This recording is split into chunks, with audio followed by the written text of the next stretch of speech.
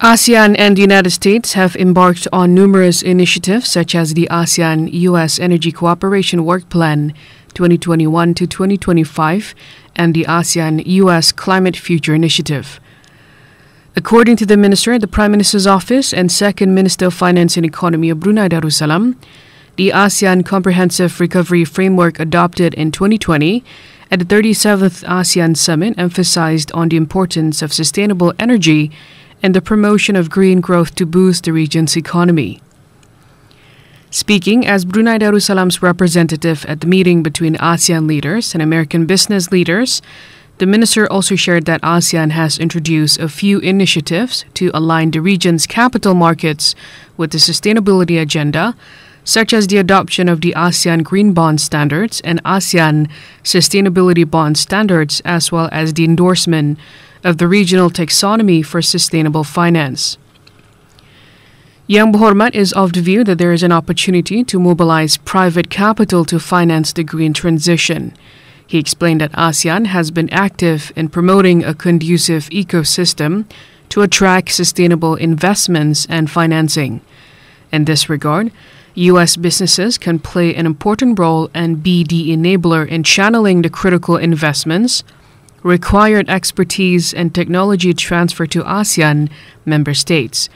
The meeting discussed on issues related to ASEAN-US post-pandemic economic futures, particularly on energy, climate, and digitalization.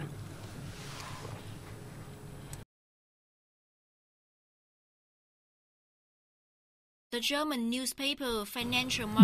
newspaper Finanzmarkt 12 Financial Market World has recently published an article highlighting the nation's move to fully open up activities following COVID-19 pandemic, with all industries showing signs of recovery. According to the article, March alone witnessed Vietnam's import and export turnover hit a record high of $67.37 billion, of which total export turnover reached $34.71 billion, surpassing the record previously achieved back in July 2021. Therefore, analysts are firm in their belief that the nation will enjoy a new record year, with the ASEAN Development Bank (ADB) forecasting that the Vietnamese economy will grow by roughly 6.5% in 2022. According to details given by the article, electronic products, especially mobile phones, serve as a contributory factors to the ongoing Vietnamese export boom. The country is also in the process of expanding its supply chain with greater participation in the value chain as opposed to just assembling mobile phones as it had done before, it said.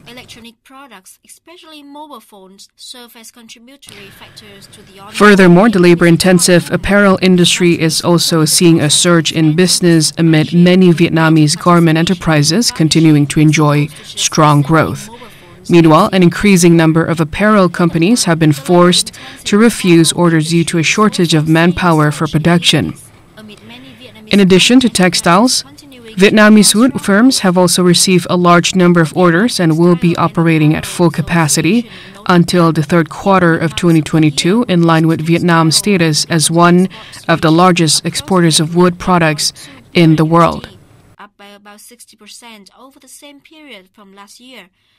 According to the article, the nation is seeing not only a manufacturing industry and foreign trade boom, but also strong growth in tourism. Last weekend, during the nation holiday, flights and trains to popular tourist destinations were almost full. The number of passengers traveling by plane during this period is estimated to have increased by 25% to 30% from the previous month, by between 90% and 95% over the same period last year. In addition, in mid-March, the nation announced the opening of its border to international visitors, the resumption of international tourism activities, as well as the lifting of isolation regulations for incoming visitors. The tourism industry can be seen to make an important contribution to the Vietnamese economy. Before the pandemic in 2019, tourism accounted for 9.2% of GDP with over 18 million international visitors. Moving forward, the Vietnamese government wishes to a swift recovery of the sector to compensate for the damage caused by COVID-19 pandemic over the past 2 years. Regulations for incoming visitors. The tourism industry can be seen to make an important contribution. The first Lao-Thai Friendship Bridge was opened on the 9th of May 2022 with travel restrictions lifted. Foreign nationals and stateless people can enter and exit Laos freely. At least over 200 people crossed the bridge into Thailand, while almost 160 people entered Laos. Laos's main border crossing at the first Lao-Thai Friendship Bridge linking Vientiane to Nong Khai province in Thailand has reopened after being closed for more than 2 years to curb the spread of COVID-19. In an interview with the Director General of Department of Immigration under Department of General Public Security, the Ministry of Public Security citizens of countries that have not signed visa waiver agreements with Laos can apply for a visa at a Lao embassy or consulate in a foreign country.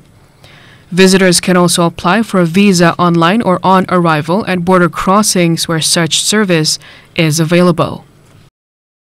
Lao and foreign nationals and stateless people aged 12 and older who have not been fully vaccinated are required to take COVID-19 ATK tests within 48 hours of their departure for Laos. Vehicles will be allowed to enter and exit as normal, the same as before the pandemic was declared. The Ministry of Public Works and Transport will issue instructions concerning the changes in this regard. Declaring the reopening, the government announced the following: reopen all international border crossings, implement bilateral and unilateral visa waiver agreements which Laos has signed with relevant countries, and resume visa on arrival and e-visa, electronic visa applications.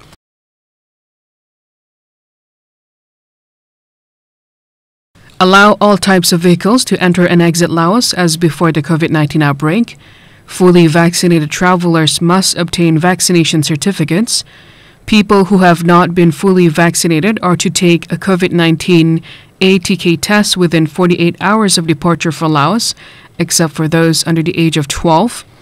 In addition, the government has allowed entertainment venues, including karaoke clubs, to reopen.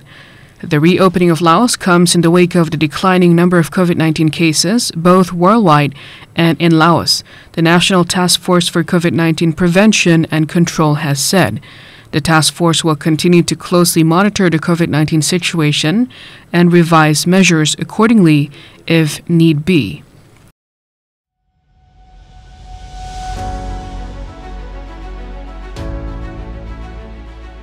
Malaysia's economy is now on the path to recovery as economic activities continue to normalize with the easing of COVID-19 pandemic-driven containment measures.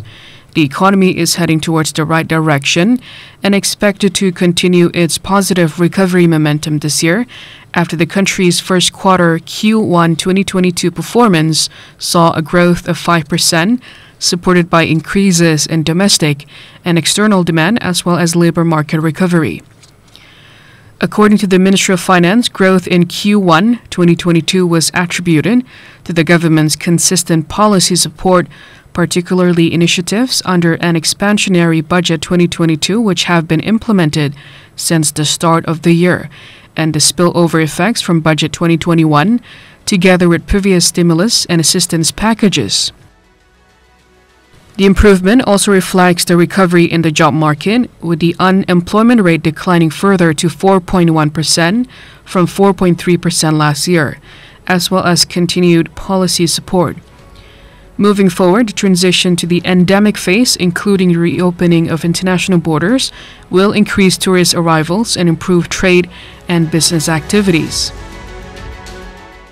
Analysts foresee that the economy is on track to meet the 5.3% to 6.3% GDP growth forecast this year. Malaysia's inflation is expected to range between 2.2% and 3.2% this year, in line with the International Monetary Fund (IMF) forecast of 3.0%, the lowest amongst ASEAN countries.